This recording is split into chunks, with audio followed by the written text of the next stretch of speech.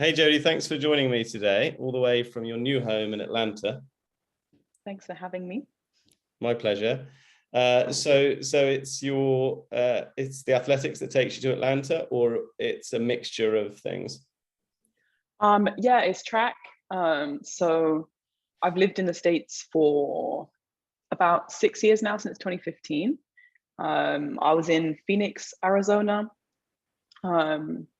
During pandemic, I came back to London and spent my last season training in London. And then my coach moved the camp from Phoenix to Atlanta. They had some time over the pandemic, obviously, when things were a little quieter. So yeah, now we are out here in Atlanta. Cool. And so yeah, for everybody listening or watching, you are a professional sprinter. That's what you do. You used to specialize in 100 and 200, but more recently moved to 400. Yep. And it was funny because I think when we met the first time, which was because of coffee, and we were doing a little brew guide to do with Project Waterfall and UK Coffee Week in London. You said to me that you saw yourself as an old athlete, which made me laugh.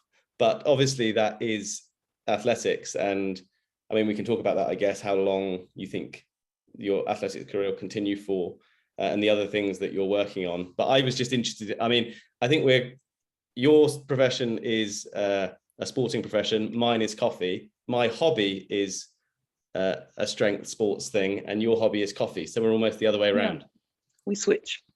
Yeah, precisely. And so coffee is something you've has been a passion of yours for quite some time. It has, yeah. And you used to have, I think you started basically with a little blog outlining coffee shops you've been to that you'd recommend. Yeah, that's kind of where it began. I had a little website, and you kind of need to bring that back alive, actually. Yeah, just so we have a league called the Diamond League. This is what kind of where the idea came from, and it's the same cities every time, every year. So I'd always find myself in the same cities over and over again. I've always loved coffee shops. I haven't always loved coffee. But I was always finding myself on the road in strange places, and coffee shops were kind of like home. So I started curating lists of the coffee shops in the places that I would travel to. And lots of other athletes would ask me where I would go because I would post where I was. So I decided I'd make lists of coffee shops of all the cities I'd been to. And yeah, kind of grew from there. It's interesting because it's a completely different field, but I've known a few musicians over the years, and they sort of say the same thing. They're traveling on tour a lot, and it's really nice to have something to do and share. So, well, I'm in this town or this city, where should I go? And I mean, I personally, I did a lot of traveling before coffee, and I would say it's the nicest way for me to travel is now with coffee, because you end up really getting a feel for a place or going to a unique space, meeting some interesting people. So it feels like a grid almost.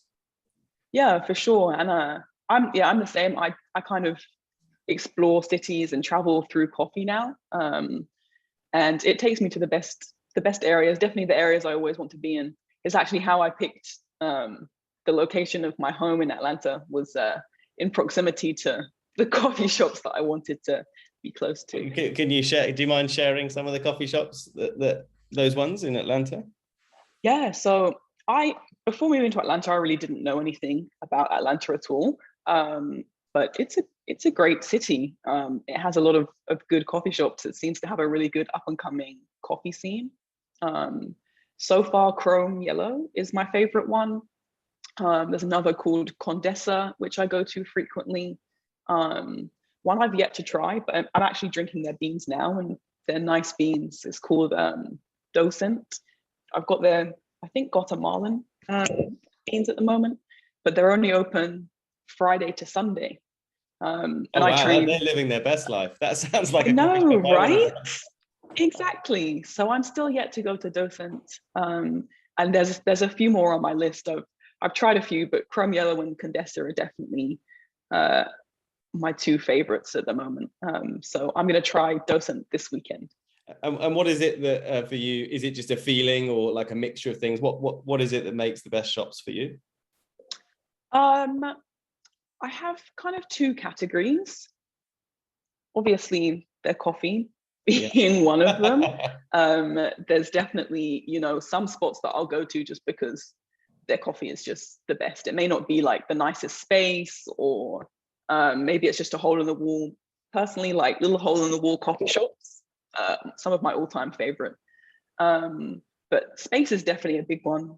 I kind of, like I mentioned before, home from home, yeah. Yeah, like it kind of, I wasn't always into coffee. So I've always been into coffee shops. So the space has always been really important to me.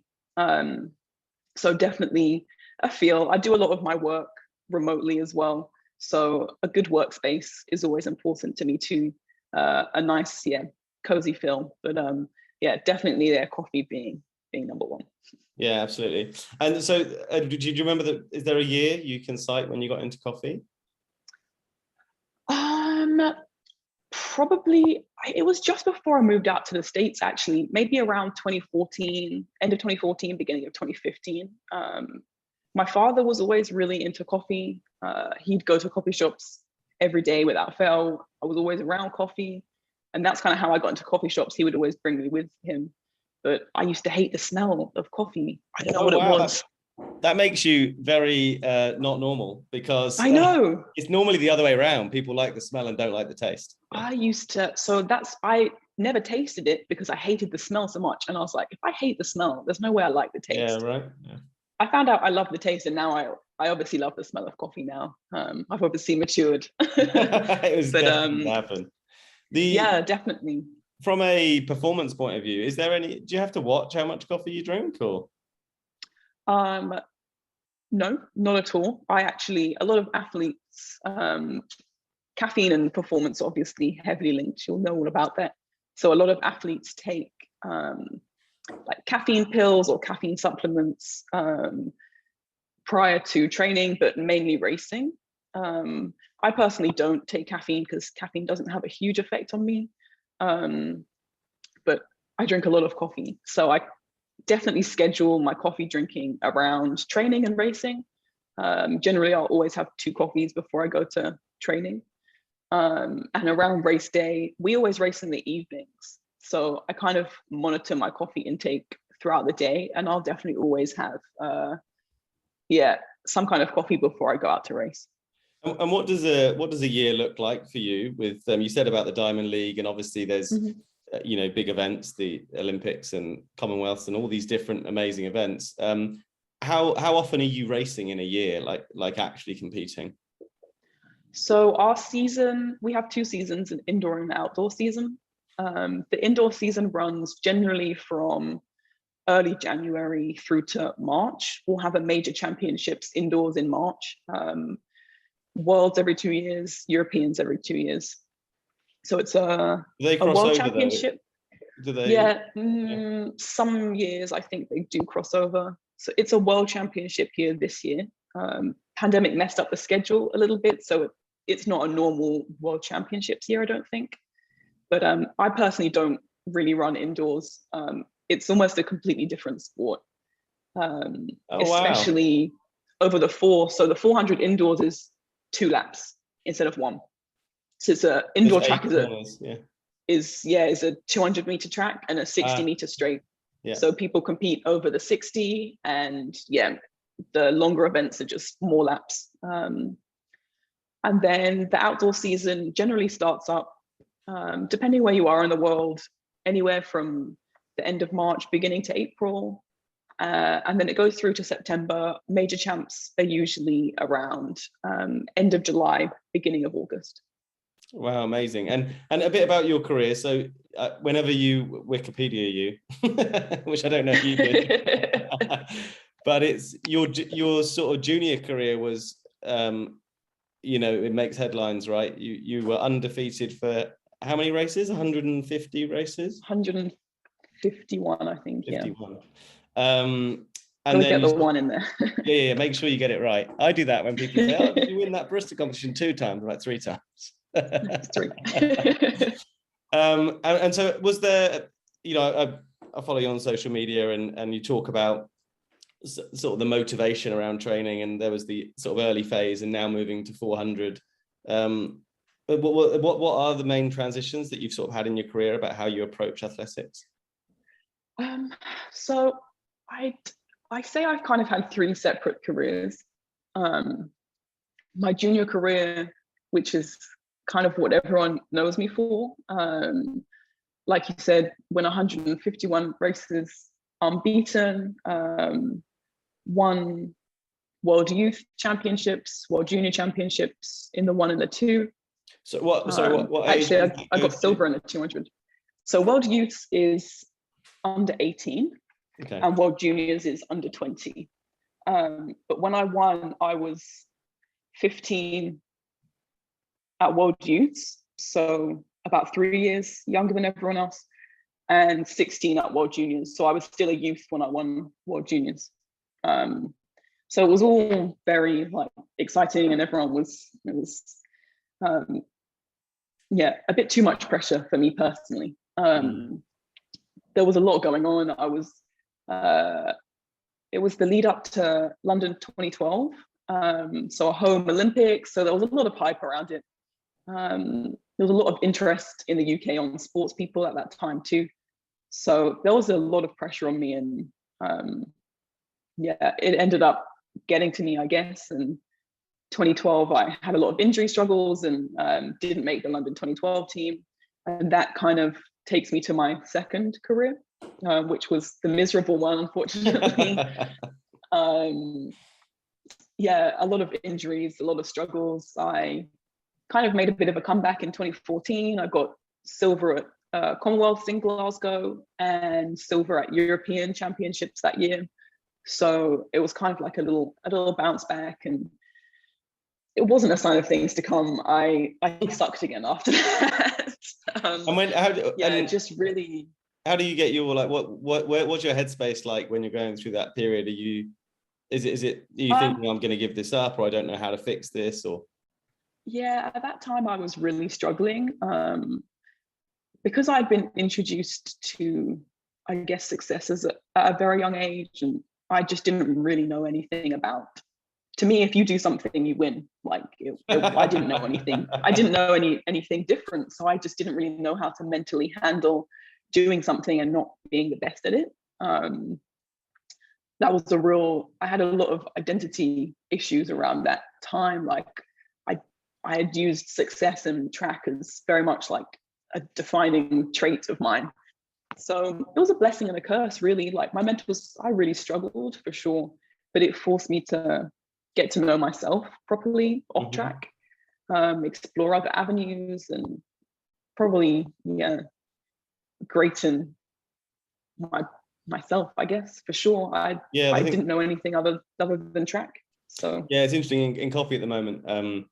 I think it's interesting for specialty coffee. People are talking about, somebody did a post yesterday titled Moral Injury, and it's this idea that you get into coffee because you have certain values or beliefs, and you end up in it for a while, and then you're actually, like, whether it's because of the company you're in, or you're ending up doing stuff in coffee that injures you, basically, because it doesn't match your beliefs.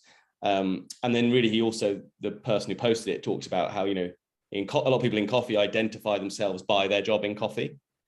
So, and actually that the potential dangers of identifying yourself purely by the work you do and not having anything outside of it. Yeah, I think it's very common in anybody that takes an extreme special interest in something, or, dedicates their life to something. It can quickly become your identity. It's like people, when you introduce yourself to people ask you, what do you do, right? So it can become a personality trait, and that's definitely something that I went through as an athlete. But that kind of takes me to my third career. I was going to say, let's talk about which was a bit of a rebirth. I moved to the States, like I said, in 2015. Decided I needed to do something radically different. Like what I was doing just wasn't working. I was really struggling mentally. I wasn't having a good time at all in the UK. I felt like the people around me just weren't good for me. It was the same people that I'd had around me when I was successful, and I just didn't feel like they bought into me in the same way. So I decided I needed to completely start anew. So I moved to the States. I think I was 21 or 22.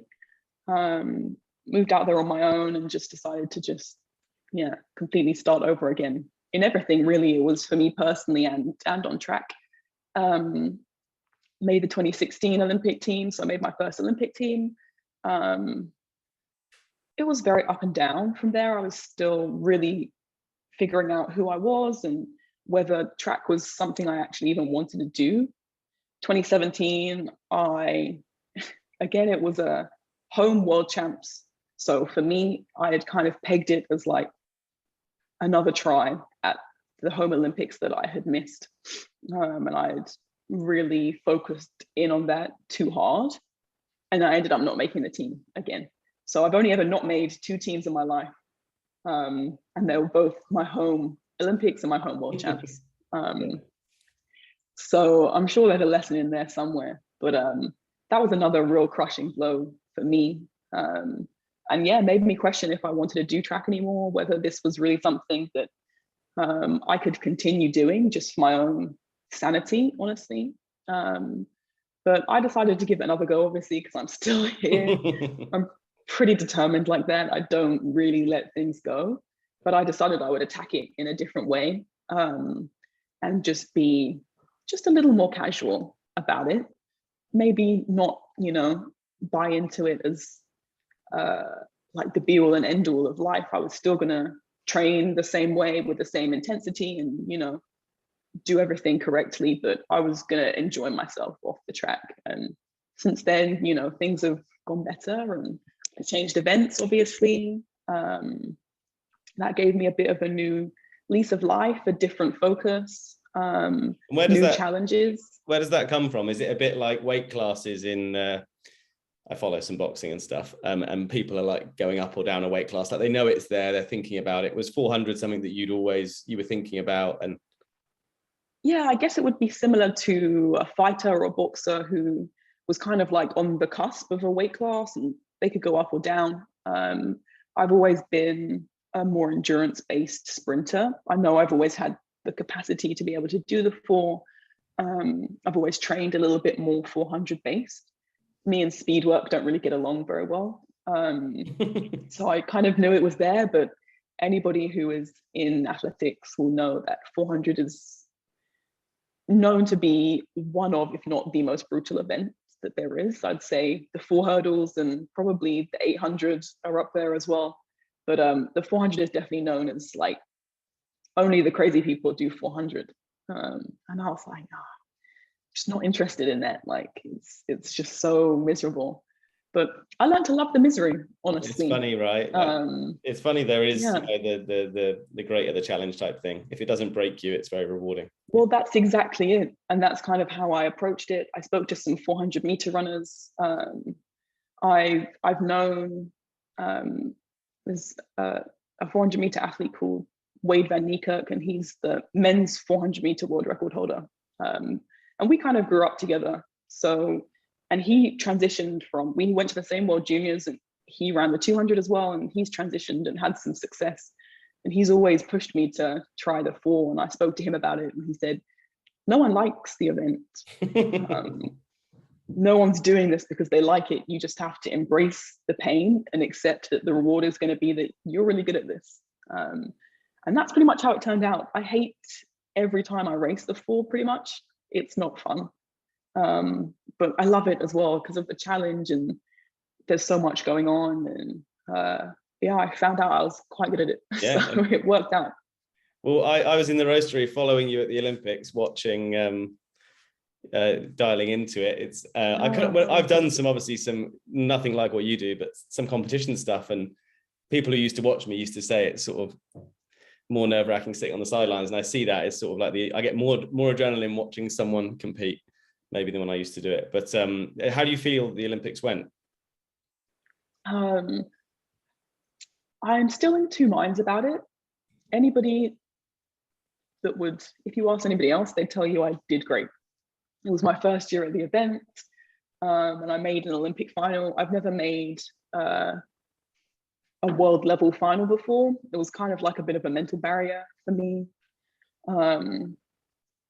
So it was my first final, and I broke 50 seconds, which is like, for people that don't know athletics, 50 seconds is like, once you go sub 50 as a woman, you're in top level world class.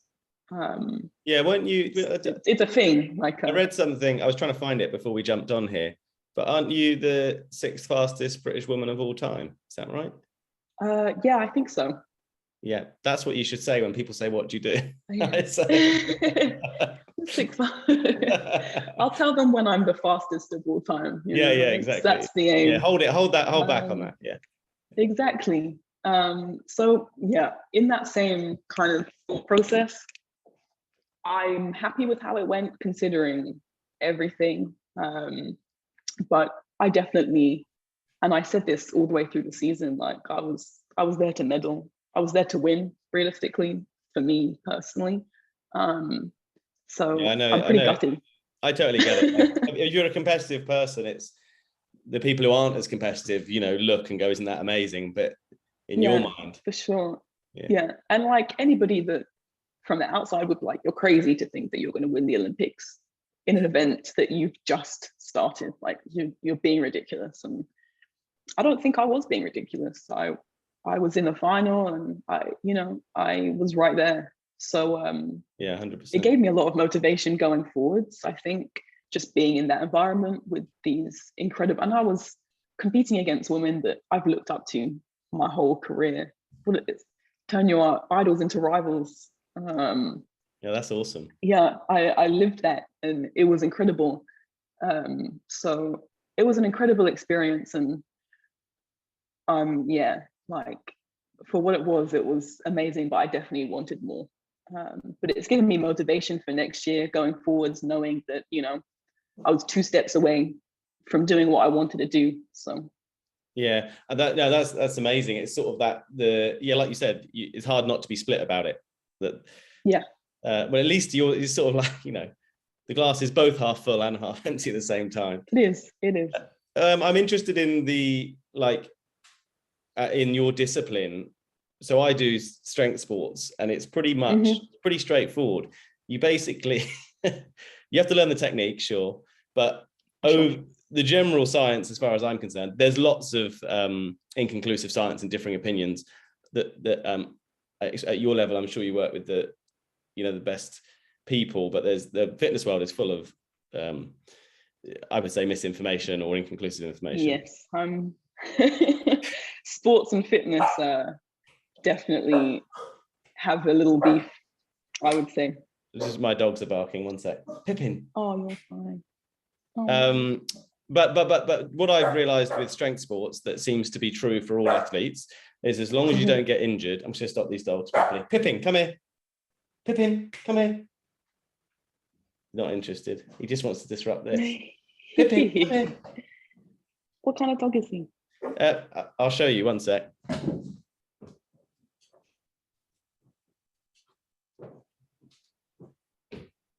Pippin is a cross with he's a Papillon, which is a French dog, crossed with a Chihuahua. I'm pretty sure the barking is a Chihuahua. Yes. But they're guard dogs. Both of them are, well, they're not guard dogs, sorry, they're alarm dogs, which means they used to alert bigger dogs of wolves. Just to go back, so it seems pretty straightforward to me, which is as long as I don't get injured and I lift a higher volume of weight over a year, it depends on diet and weight class or whatever, but generally if I lift more in a year, I should be stronger the following year, right? So it's quite a simple sort of put this in, and there's something really nice about that. So I just put that in, day out, month in, month out, and I'll get a result.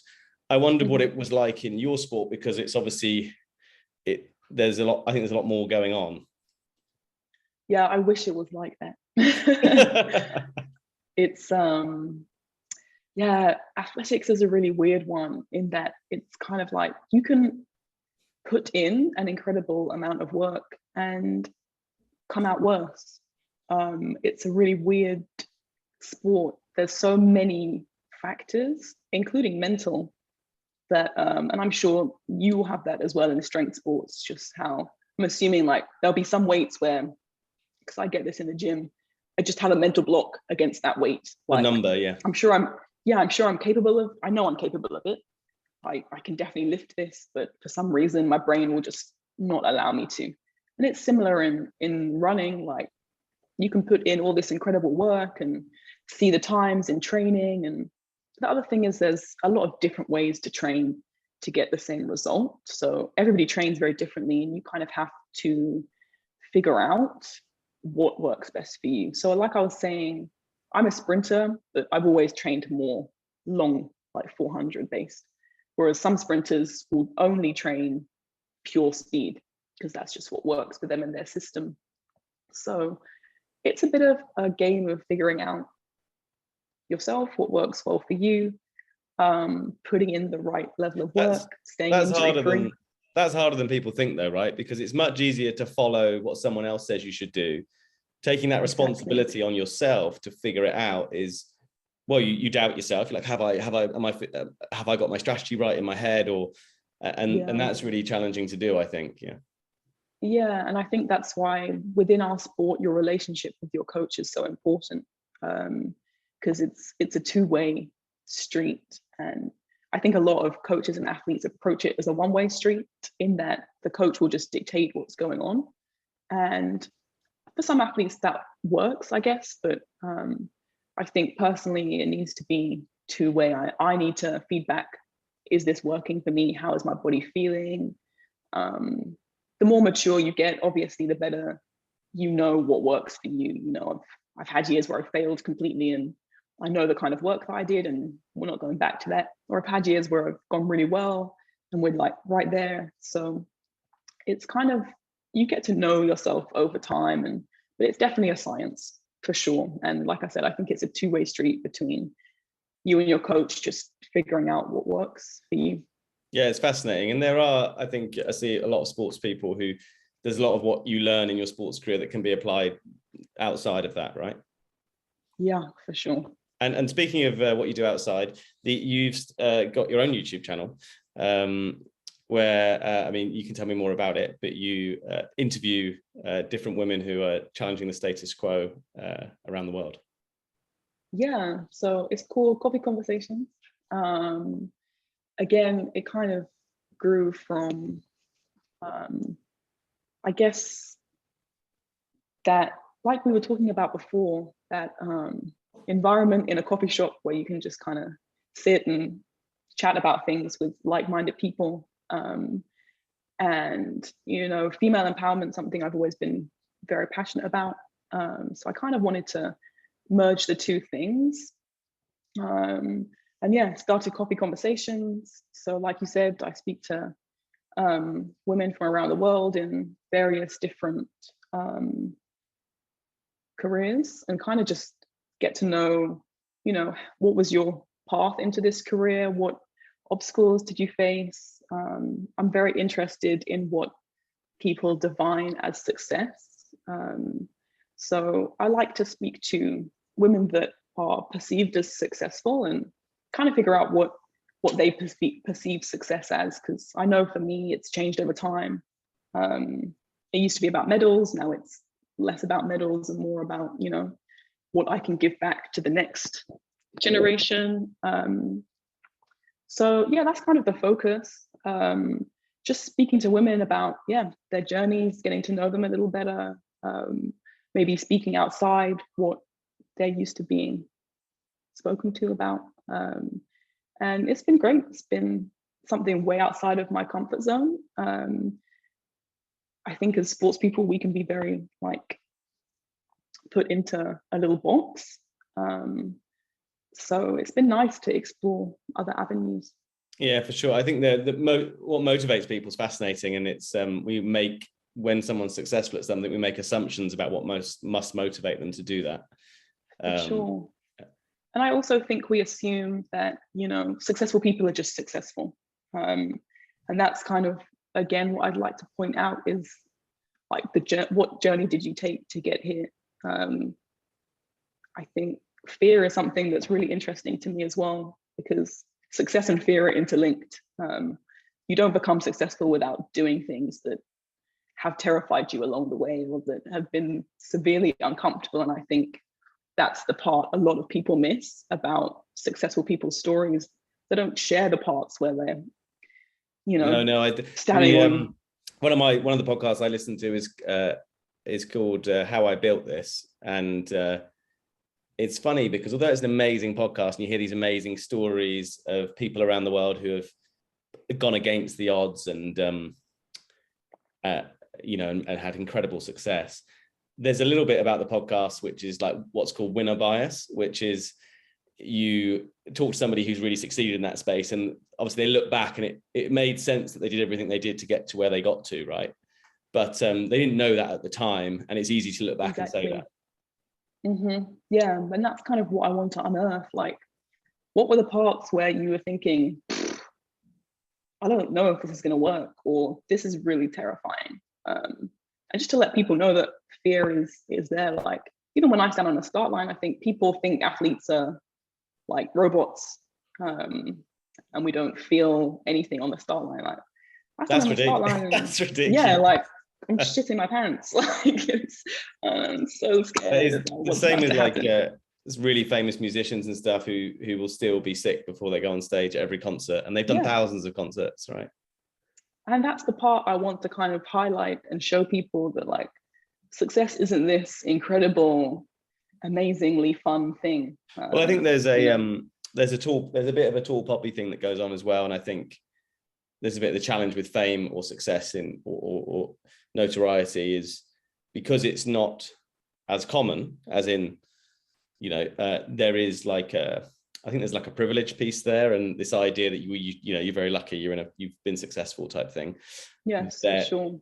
And that you just see the positive of it, and you don't see the challenges or the negatives of it. I mean, people. I think obviously it's an old trope now, but very hard to be a very famous person. But people are like, oh, how's it hard for them? And I'm like, oh, it looks awful. I couldn't think of anything worse than being like followed by paparazzi and everybody knowing everything about my life. And it doesn't sound fun. And competing, I think I think there's a phase that you go through. So at least for me anyway, at the beginning I was really sort of like looked up and was very nervous about achieving things in my career, and what the peer group and the community would what they think of what you were doing and everything. Then there's an in-between phase where you've achieved quite a lot, but you've achieved enough now that you have something to lose. Yep. Which is, I'm not sure if that's worse. Yeah. And then you get to a point where it's actually enough time has passed, you're familiar enough with it all, you feel a bit more in control of it, and you can relax a bit. Yeah, for sure. And I think that's another thing people don't talk about a lot is it's great when you're an underdog and you're trying to prove yourself, and it's hard. That's the hard graft part for sure, but you always have nothing to lose. You haven't proven yourself yet. And then it's kind of like when you get to the top of your game, this is why I admire athletes or anybody who has had prolonged success, because maintaining that is so difficult. You have so much to lose, and the motivation changes when you're an underdog and you're up and coming. You're so hungry because you want to prove yourself, and then you make it, and now you have to find that same level of motivation to continue, because it's just as hard, if not hard. People are now chasing you, now you're the target. And I think maintaining success and staying hungry and reshifting focus, and like you said, having something to lose is tough too. How do you stay hungry? How do you think about that? Is there some things you do or some ways you approach things? I think my motivation over time has come and gone. There was definitely a period of time in that middle second career where I had little to no motivation at all. I really didn't. I was struggling so much because I was struggling to find a purpose.